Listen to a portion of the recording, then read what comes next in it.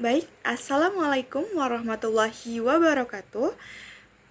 Pertama-tama, marilah kita panjatkan puji syukur kehadirat Allah Subhanahu wa Ta'ala, karena dengan rahmat dan hidayahnya kita dapat berkumpul dalam keadaan sehat walafiat. Dan semoga kita senantiasa diberikan kesempatan dan kesehatan sehingga dapat menyimak video pada pagi hari ini. Solawat beserta salam, tak lupa pula kita curahkan kepada junjungan alam, yakni Nabi besar Muhammad Sallallahu Alaihi Wasallam, dengan mengucap lafaz Allahumma sholli ala Sayyidina Muhammad wa ala ali Sayyidina Muhammad. Yang saya hormati Ibu Dr. Indah Sukmawati MPD Kons, selaku dosen pengampu, serta teman-teman sekalian yang saya banggakan. Pada kesempatan kali ini, kami akan mempresentasikan hasil diskusi kami dengan tema pertumbuhan dan perkembangan serta hubungannya dengan proses pendidikan dan pembelajaran. Semoga apa yang kami sampaikan dapat memberi manfaat dan menambah wawasan kita bersama. Amin, amin, ya rabbal alamin. Sebelum masuk ke pembahasan materi, izinkan saya memperkenalkan anggota-anggota dari kelompok 1. Dimulai dari saya, perkenalkan nama saya Faulia Ferliana dengan NIM 2402942. Selanjutnya rekan-rekan saya yaitu Jovita Ardelia dengan NIM 2402958. Selanjutnya Zaharatul Jannah dengan NIM 240295156. Baik, langsung saja kita masuk ke materi pertama, yaitu tentang pengertian pertumbuhan dan perkembangan. Sebenarnya, apa sih itu pertumbuhan dan perkembangan? Nah, pertumbuhan atau growth adalah perubahan-perubahan biologis, anatomis, dan fisiologis manusia yang ini merupakan hasil dari proses pematangan fungsi-fungsi fisik yang berjalan normal pada anak yang sehat dan dalam perjalanan waktu tertentu. Hasil dari pertumbuhan ini yaitu seperti bertambahnya ukuran-ukuran kuantitatif pada anak seperti tinggi badan, berat badan, dan tingkat kekuatan. Dan perkembangan atau development adalah perubahan-perubahan psikis dan motorik manusia, dan perkembangan ini merupakan suatu proses perubahan dalam pertumbuhan pada suatu waktu sebagai fungsi kematangan dan interaksi dalam lingkungannya. Dengan kata lain, perkembangan merupakan perubahan fungsional yang dipengaruhi oleh tingkat kematangan fisik. Baiklah, saya Zahratul Jannah akan menjelaskan tentang faktor-faktor yang mempengaruhi perkembangan. Yang pertama adalah faktor internal, genetik. Gen adalah kunci untuk mencapai hasil akhir proses tumbuh kembang karena mempengaruhi kecepatan pertumbuhan dan kematangan tulang, alat seksual, dan saraf. Dan gen juga menentukan sifat bawaan, yaitu bentuk tubuh, tinggi, warna kulit, rambut, dan mata. Contoh kelainannya adalah seperti albino. Yang kedua, perbedaan ras, etnis, atau bangsa. Ras adalah variabel tambahan yang dapat mempengaruhi pertumbuhan dan perkembangan manusia selain genetik. Semua ras memiliki karakteristik unik, misalnya orang Eropa dan Indonesia tidak sama tingginya sehingga postur tubuh mereka berbeda. Yang ketiga adalah umur. Dibandingkan dengan tahap lain dalam kehidupan, masa prenatal, bayi dan remaja mengalami pertumbuhan yang cepat. Orang tidak mengalami fase pertumbuhan dan perkembangan setiap saat. Proses tumbuh kembang manusia berhenti pada suatu umur tertentu. Misalnya perempuan berhenti di usia lebih kurang 18 tahun dan laki-laki lebih kurang pada usia 20 tahun.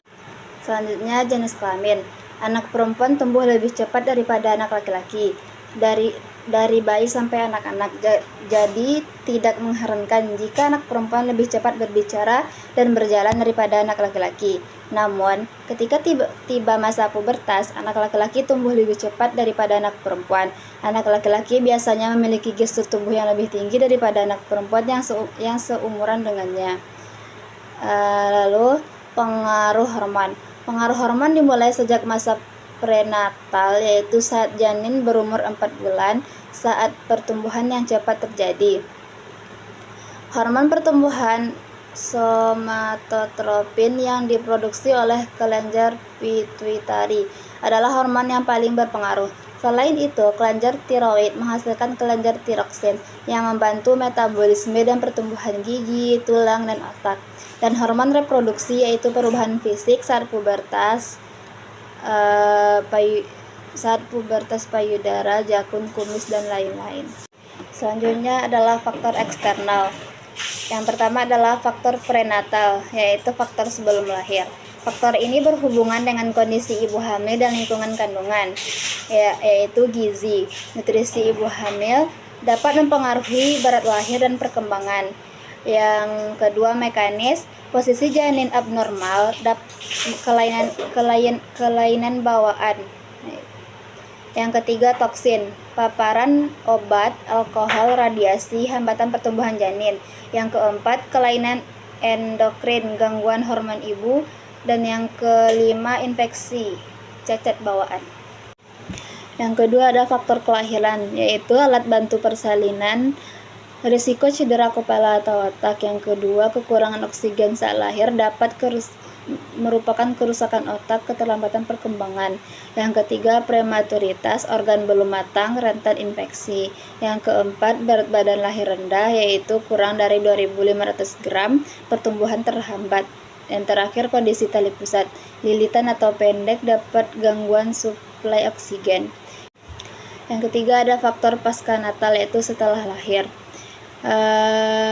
Yang pertama, lingkungan fisik atau kimia, yaitu polusi, sanitasi buruk, asap rokok. Yang kedua, psikologi, yaitu kebutuhan kasih sayang dan rasa aman. Yang ketiga, sosioekonomi, yaitu pengaruh pada gizi, pendidikan, dan kesehatan.